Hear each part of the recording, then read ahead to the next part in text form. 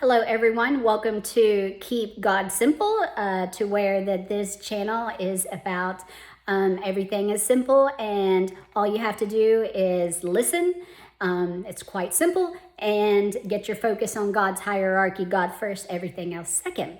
So I'm going to show this as to what's been blessed upon my heart so far by the Holy Spirit. I'm just a tool, everybody. So in this Bible verse is "that makes no sense." We're going to be reading Genesis 6. Genesis chapter 6. It happened when men began to multiply on the surface of the ground and daughters were born to them, that God's sons saw that the men's daughters were beautiful, and they took for themselves wives of all that they chose. The Lord said, "My spirit will not strive with man forever, because he also is flesh. Yet will his days be 120 years.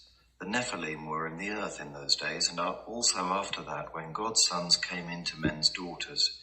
They bore children to them. Those were the mighty men who were of old, men of renown. The Lord saw that the wickedness of man was great in the earth, and that every imagination of the thoughts of his heart was only evil continually. The Lord was sorry that he had made man on the earth, and it grieved him in his heart. The Lord said, I will destroy man, whom I have created from the surface of the ground, man along with animals, creeping things, and birds of the sky, for I am sorry that I have made them. But Noah found favor in the Lord's eyes. This is the history of the generations of Noah. Noah was a righteous man, blameless among the people of his time. Noah walked with God. Noah became the father of 3 sons, Shem, Ham, and Japheth. The earth was corrupt before God, and the earth was filled with violence. God saw the earth and saw that it was corrupt, for all flesh had corrupted their way on the earth. God said to Noah, the end of all flesh has come before me, for the earth is filled with violence through them. Behold, I will destroy them with the earth. Make a ship of gopher wood.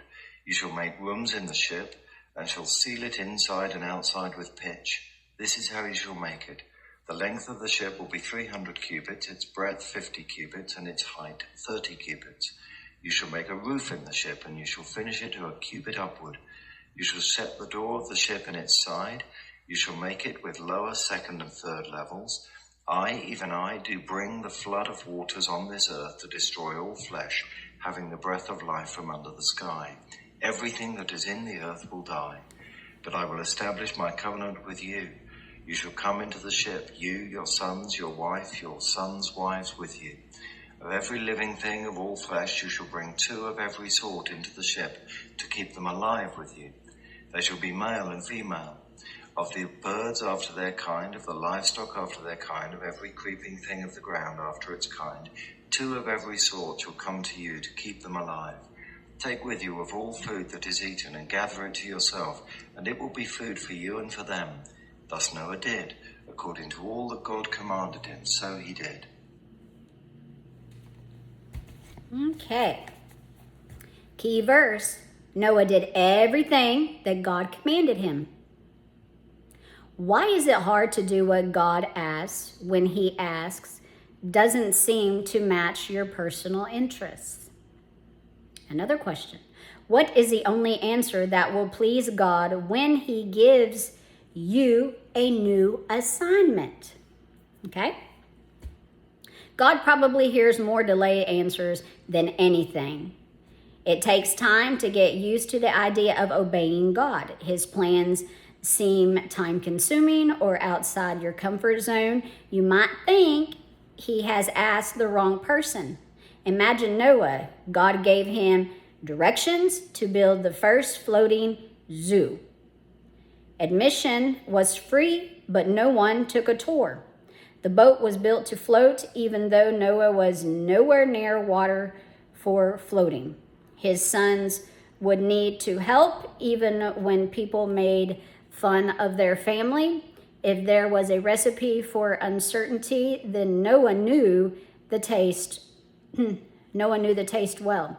He obeyed God, but in those moments of obedience, he was faced with hearing from neighbors who had no reason to believe Noah was of sound mind.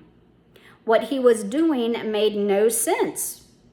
Where he was building made no sense. The future flood he described was completely unknown. When God asks you to do something, let's hear this. When God asks you to do something that seems confusing, you should remember it only has to make sense to him. Very simple. God is asking you to do something because it makes sense to God. God asked Noah to build an ark.